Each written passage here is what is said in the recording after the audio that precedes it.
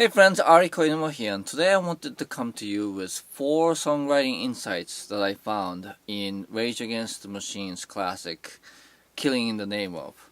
As you know, this is off of their first album, and it's like their iconic tune, and there's a good reason why it is. So let's have a look and see what we can learn from it.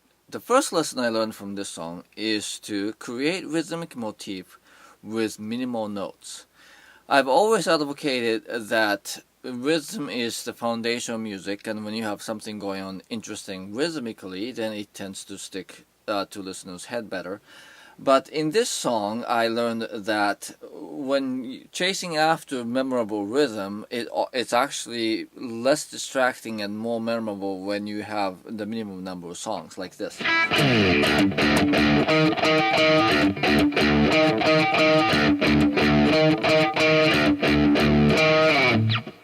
Right? I mean, that has this gut-wrenching punch, and it would not be the same if we had like more notes.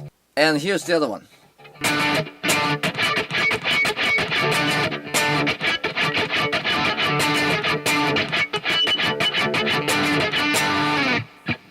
Right, so in the case of the first one, there were 2 notes. In the case of the second one, there was 1 and just some chaka-chaka-chakas, right?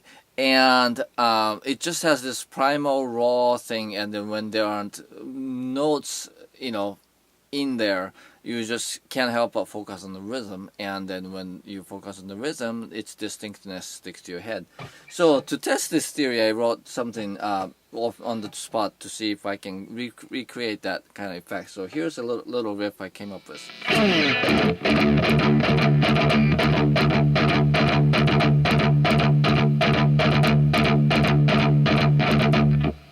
Right, so that's a pretty distinct pattern, but I thought, just one note in this case might not be quite as interesting, so I'm going to add second note. It goes like this.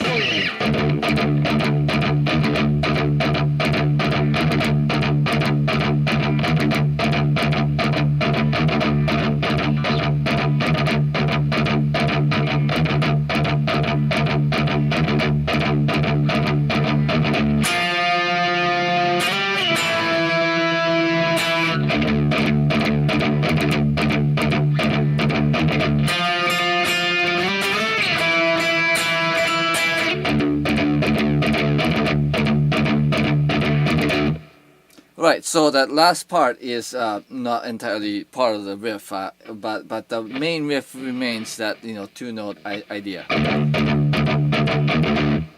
I think that's pretty memorable. Maybe not as iconic as the riffs from the Rage Against the Machine song, but I think the concept really applies, and that when you're trying to create a distinct rhythm, don't use a lot of notes, just focus on the rhythm. Alright, the second point I want to make is the concept of fragmenting. Fragmenting is a particular approach to creating a variation out of your material that you have. You just take a fragment of a riff or idea and then you use it to create a different part. So I found 3 different examples of that in this song. It goes like this.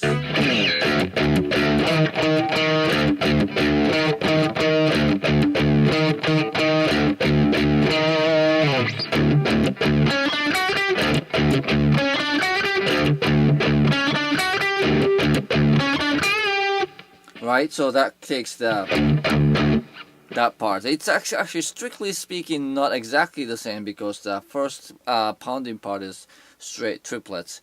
The second part is more syncopated, or it has a dotted rhythm. That.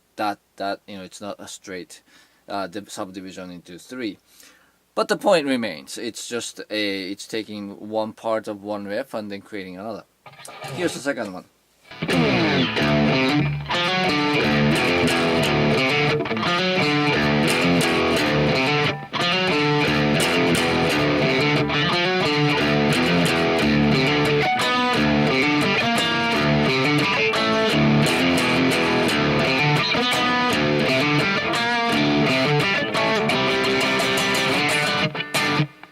Right? So again, it's taking the first 3 notes and then going in different direction. Here's the third one.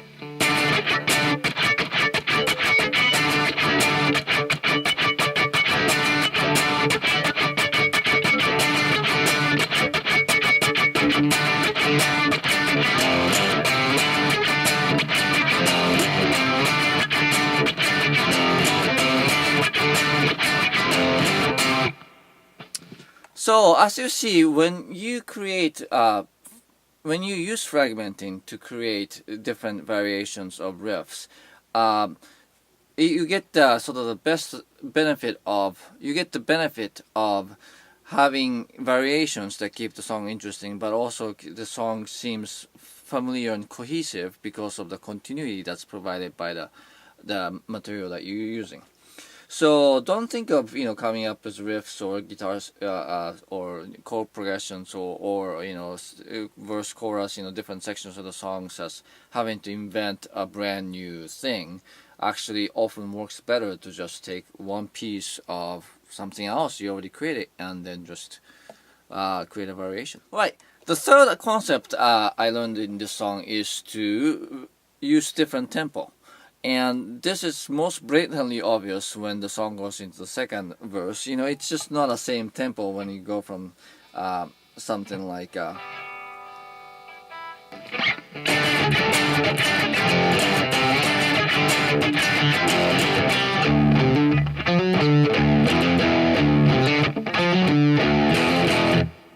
it's really easy to think of song as something that is, has a steady tempo, the same tempo all the way through, and the vast majority of the songs they do. But it also happens, I'm sure you've encountered a situation where you write a piece of music at one time and you write a different section at another time. They don't entirely match, they're totally different feel. Well, see if you can make it work. I mean, in their case, going into that second verse is a bit abrupt. I may have smoothed it out a little bit, but there are a number of great songs like Led Zeppelin being another one. Where they would do things. They splice parts that are in different tempo and just still make it sound like a cohesive song. And when you do manage to pull it off, again, it creates extra interest when something changes in the rhythm, you notice. And this is an example of that. Alright, the fourth idea is to do something different in the second verse. By that, I mean, the second verse, you expect it similar to the first, but then, I don't know if you noticed, but they're throwing this lick in the middle that is sorry, really unexpected. It goes something like this.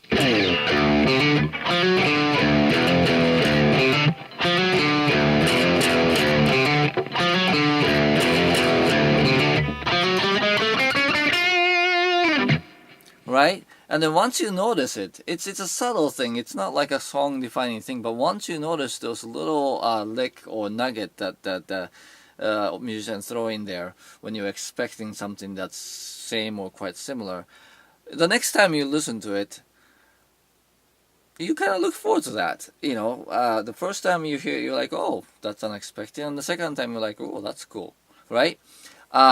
So it's always a good idea when you have, sections that are repeated, whether it's chorus or verses or whatever, to create something different the second time and third time around, and then to throwing an extra lick or just creating some surprise is a best practice as far as the songwriting is concerned.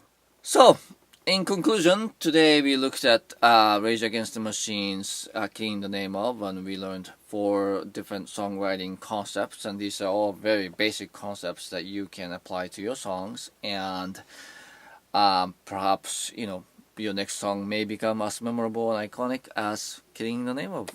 You never know, right? Alright, that's all I have for today. Thanks for watching. I'll see you next time. Oh, and I'd love to tell you about my Patreon. I'm looking for inaugural members to my Patreon club. And for as little as $1 a month, you get all my recorded music, covers and originals, in CD quality. And I also share my own original songs as they are written with raw initial iPhone videos of the inspiration. And you can give me feedback and we can collaborate that way. And if you have songs that you're working on, I'd be open to doing some casual coaching and give you pointers and stuff like that. So I hope you consider and join me there, right? Okay, thanks again. I'll see you next time.